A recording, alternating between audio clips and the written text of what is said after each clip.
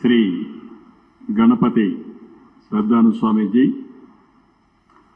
గౌరవనీయులు పూజ్యులు శ్రీ దత్త విజయానంద తీర్థ స్వామీజీ, ఈ సమావేశానికి విచ్చేసిన భక్తులందరికీ పేరు పేరున మనస్ఫూర్తిగా నమస్కారాలు, అభినందనలు. ఈరోజు స్వామీజీని ఇక్కడ నేను దర్శనం చేసుకోవడం నా అదృష్టంగా నేను భావిస్తున్నా. ఆయన ఆశీస్సులు తీసుకున్నా. ఆయన ఎప్పుడు కూడా ఒక మంచి మనసుతో ఆశీర్వదిస్తారు. సమాజం కోసమే ఆయన పనిచేస్తున్నారు. ఈరోజు ఆయన చెప్పిన మాటలు కూడా మీరు వింటే, ఆయన నేను కష్టాల్లో ఉన్నప్పుడు ఆయన పూజ చేసి నాకు ఆ ఫలితాన్ని ఇప్పుడు నా చేతికి ఇచ్చారు. అంటే ఒక మంచి కోసం ఏ విధంగా ఆలోచిస్తారో స్వామీజీ ఒక ఉదాహరణ అని చెప్పి నేను మీకు అందరికీ తెలియజేస్తున్నా. వారి జీవితంలో మీరు చూస్తే దత్త క్షేత్రాలు పెట్టి అక్కడ భక్తుల కోసం అనేక సందర్భాల్లో రావడం. ఒకసారి ఇక్కడే వారిని కలిశాను, హైదరాబాద్లో అనేక సార్లు కలిశాను.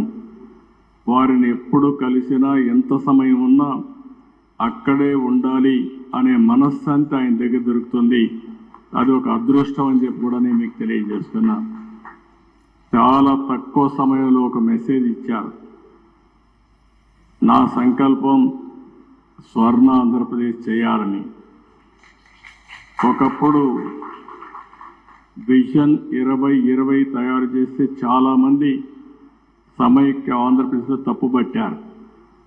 కానీ ఆ విజన్ ఈరోజు యథార్థ రూపాన్ని చూపించే పరిస్థితి వచ్చింది.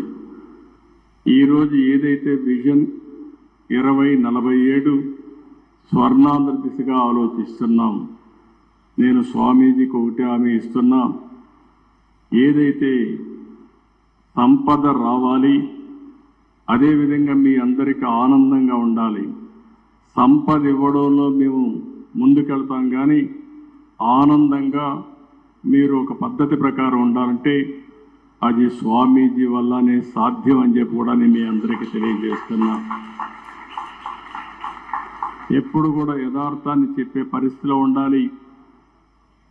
స్పిరిచువాలిటీ కూడా మనకు ఉండాల్సిన అవసరం ఉంది.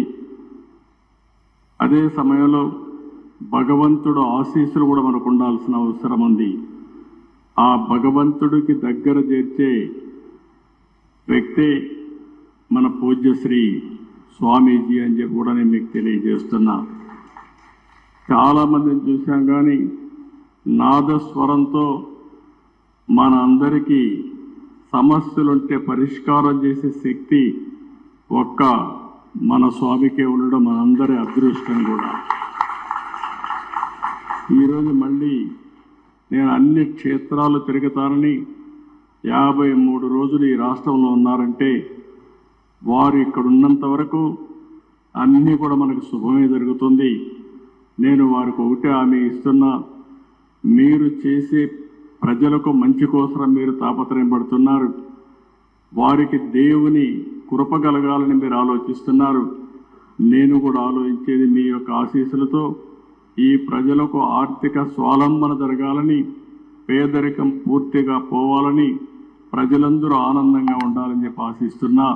దానికి పూర్తిగా స్వామీజీ యొక్క ఆశీస్సులు కోరుకుంటూ ఈరోజు మిమ్మల్ని చూస్తే ఒక ప్రశాంతంగా కూర్చున్నారు ఇక్కడ. అంటే మీరంతా ఒక పరిపక్వంగా కూడా ఉన్నారు. స్వామీజీ పైన నమ్మకం, ఆ నమ్మకంలో కొంత శాతం పాలకులైన నా మీద కూడా పెట్టండి. మీకు స్వర్ణాంధ్రప్రదేశ్ దిశగా ముందుకు తీసిపోయే బాధ్యత నేను తీసుకుంటానని మరొక్కసారి మీ అందరికీ హామీ ఇస్తూ ఈరోజు ఈ అవకాశాన్ని ఇచ్చిన మిమ్మల్ని అందరినీ పేరు పేరున మనస్ఫూర్తిగా అభినందిస్తూ స్వామీజీకి మరొక్కసారి ప్రత్యేకంగా పాదాభివందనం చేస్తూ సెలవు తీసుకుంటున్నాను. జై హింద్.